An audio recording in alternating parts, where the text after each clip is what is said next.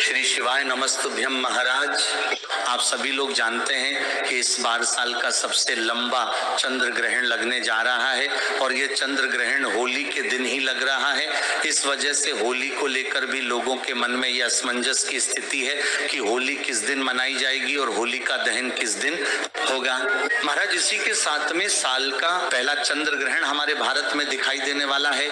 इस वजह से इसको लेकर और बड़ी चिंता लोगों में दिखाई दे रही है। महाराज, इस बार होली के रंगों के साथ आसमान में एक अलग सी हलचल भी देखने को मिलेगी और इस बार लोगों को होली खेलते समय एक डर जरूर रहेगा कि कहीं इस चंद्र ग्रहण का असर हमारे ऊपर ना हो जाए।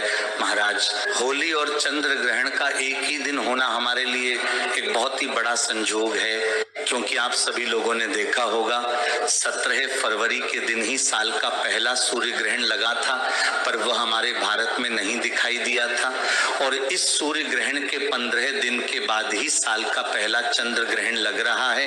पर ये चंद्र ग्रहण हमारे भारत में दिखाई देगा और इस चंद्र ग्रहण का असर भारत में रहने वाले सभी लोगों पर पड़ने वाला है।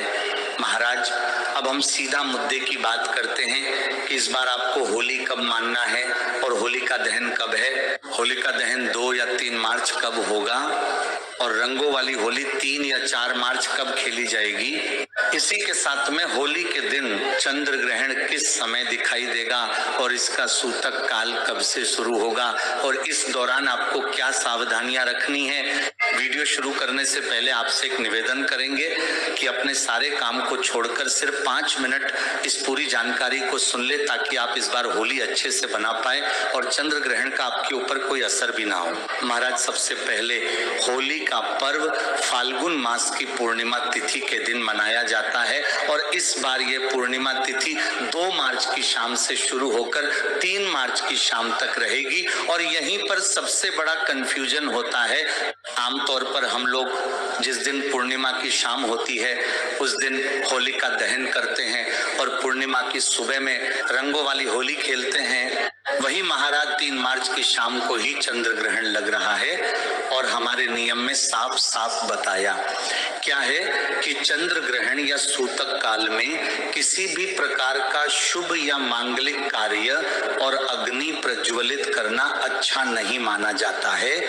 महाराज, ग्रहण के समय किया गया होलिका दहन शुभ फल नहीं देता है बल्कि अशुभ फल देता है। महाराज, अब प्रश्न यही आता है कि होलिका दहन कब किया जाए, तो हमारे शास्त्रों के अनुसार 3 मार्च को चंद्र ग्रहण है। इस वजह से आपको इस बार होलिका दहन 2 मार्च 2026 के दिन रात्रि में करना है। पर 2 मार्च को भी होलिका दहन में एक बहुत बड़ी बाधा है और वह बाधा है भद्रा काल, क्योंकि 2 मार्च को शाम होते ही भद्रा लग जाएगी और भद्रा काल वही समय होता है जो समय किसी भी शुभ या मांगलिक कार्य के लिए अच्छा नहीं माना जाता है। इसलिए होलिका दहन का सबसे शुभ मुहूर्त 2 मार्च को देर रात 12:50 से शुरू लेकर देर रात 2:02 तक रहेगा। देखा जाए तो यह समय 3 मार्च की रात्रि का होगा, इसलिए समय का ध्यान रखें। यह 1 घंटे 12 मिनट का वो समय रहेगा जब भद्रा काल समाप्त हो चुकी होगी। महाराज, अब हम जानते हैं कि रंगों वाली होली कब खेली जाएगी।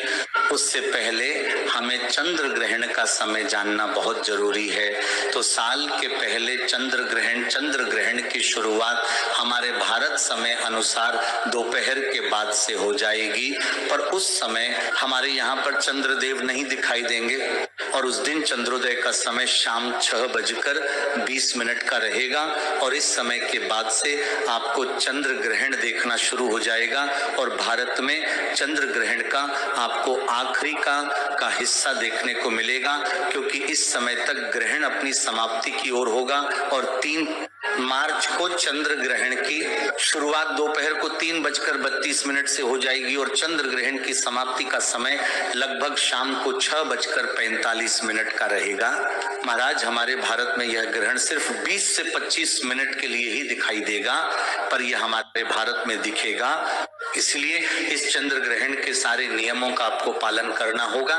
महाराज, चंद्र ग्रहण का सूतक काल हमेशा 9 घंटे पहले से शुरू हो जाता है और इस हिसाब से साल के पहले चंद्र ग्रहण का सूतक 3 मार्च 2026 को सुबह 9:39 पर ही शुरू हो जाएगा और सूतक काल की समाप्ति ग्रहण की समाप्ति के साथ ही में होगी, यानी कि शाम 6:45 पर ग्रहण भी समाप्त होगा और सूतक भी समाप्त होगा। महाराज, सूतक काल में भी सारे शुभ और मांगलिक कार्य करना वर्जित होते हैं। इसमें पूजा पाठ नहीं करना है और भोजन न बनना है और न खाना है। ये सारे कार्य ग्रहण के सूतक काल से पहले ही आपको करने होंगे। इसके अलावा सूतक काल से पहले आपको तुलसी पत्र भी तोड़कर खाने पीने की चीजों में भगवानों वाले स्थान पर जरूर रख देना है। इसके अलावा सूतक काल में और ग्रहण काल में कैंची, छुरी, सुई आदि का प्रयोग करना वर्जित माना जाता है। सिलाई कढ़ाई भी ना करें। सूतक काल और ग्रहण के समय सिर्फ भगवान के नाम का ध्यान करना है और घर के बाहर नहीं निकलना है। इन सारे नियमों को गर्भवती माता बहनों को विशेष रूप से ध्यान रखना है और इस समय आपको एकांत में बैठकर भगवान को याद करना है। और सूतक से पहले ही गर्भवती माता बहनें अपने पेट पर गेरू का लेप लगा ले या गाय के गोबर का लेप भी आप लगा सकती हैं और चंदन के 3 लाइन भी खींच सकती है। इससे ग्रहण का कोई प्रभाव आपके बच्चे पर नहीं होता है। महाराज, अब हम आपको बताते हैं कि इस बार रंगों वाली होली कब खेली जाएगी। वैसे होलिका दहन की अगली सुबह हम हर साल रंगों वाली होली खेलते हैं। इस बार हमने 2 मार्च की मध्य रात्रि में होलिका दहन किया, तो उस हिसाब से 3 मार्च को हमें होली खेलनी चाहिए। लेकिन यहाँ पर 3 मार्च को सुबह से ही सूतक शुरू हो जाएगा और शाम को ग्रहण लगेगा।